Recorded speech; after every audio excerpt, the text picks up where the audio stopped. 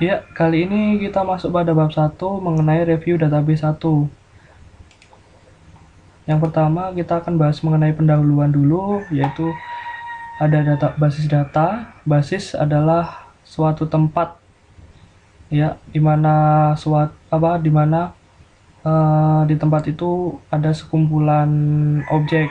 Nah, di sini ya, objeknya adalah data. Basis data bisa disimpulkan merupakan kumpulan dari data-data yang disimpan pada suatu tempat. Kemudian ada database management system atau biasa disebut DBMS. DBMS ini adalah suatu manajemen sistem, ya, bisa disebut seperti itu, seperti namanya. Ini digunakan untuk memanajemen basis data ini melalui bahasa pemrograman atau sistem yang ada pada komputer. Kemudian ada ER model. ER model ini digunakan untuk menggambarkan basis data secara gambar, ya, secara grafik. Terus kemudian ada entitas. Entitas sendiri merupakan objek unik, bisa dikatakan seperti itu, di mana objek ini yang nantinya dapat digunakan untuk sumber informasi pada basis data, di mana dalam entitas ini ada atribut-atribut atau himpunan atribut, di mana atribut itu sendiri merupakan bagian dari entitas. Seperti contoh ada mahasiswa. Mahasiswa mempunyai himpunan entitas seperti nama, kemudian NRP, dan lain sebagainya. Dan himpunan entitas itu sebuah himpunan atau perkumpulan dari entitas-entitas. Kita lanjut, ada relasi dan himpunan relasi.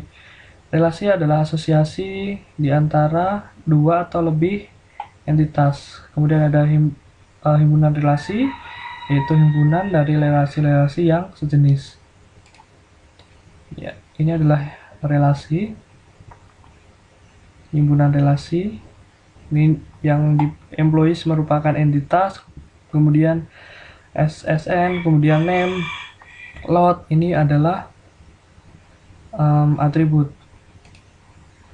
Kemudian fitur tambahan untuk ER model itu ada batasan kunci atau case constraint. Itu seperti status hubungan, ya. Status hubungnya itu ada one to many, ada many to many, ya.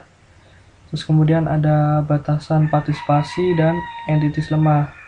Entity lemah ini merupakan entitas yang tidak bisa berdiri sendiri.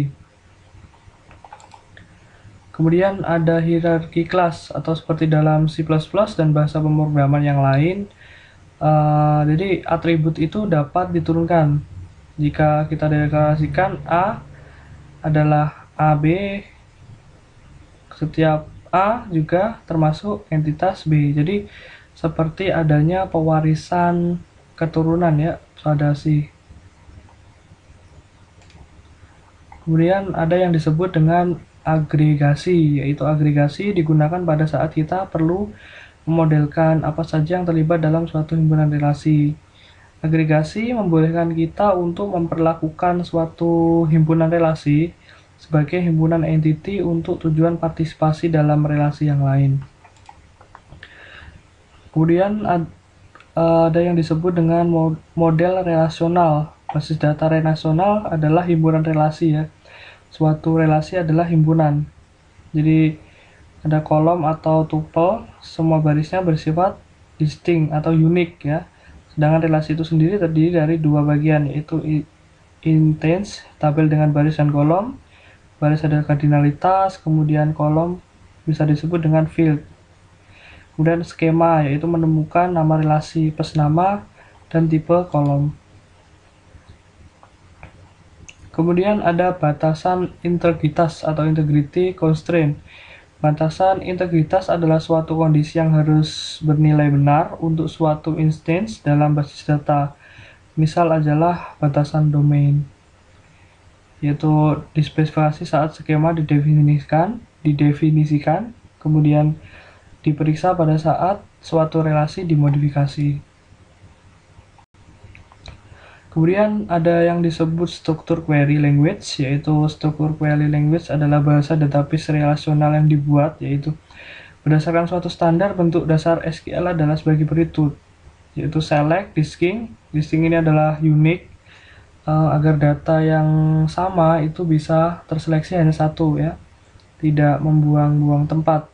Dari select ini adalah nama kolomnya, dari adalah from list dari nama tabel, dan di mana kualifikasinya ya yang akan ditampilkan.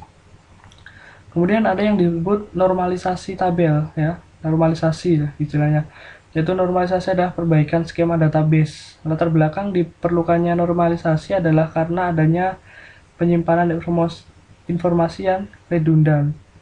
Itu ada yang pertama, ada tiga macam ya, yaitu bentuk normalisasi pertama atau 1NF, yaitu suatu relasi dikatakan dalam bentuk normal pertama jika dan hanya jika setiap atribut bernilai tunggal. Untuk setiap atribut bernilai tunggal untuk setiap baris.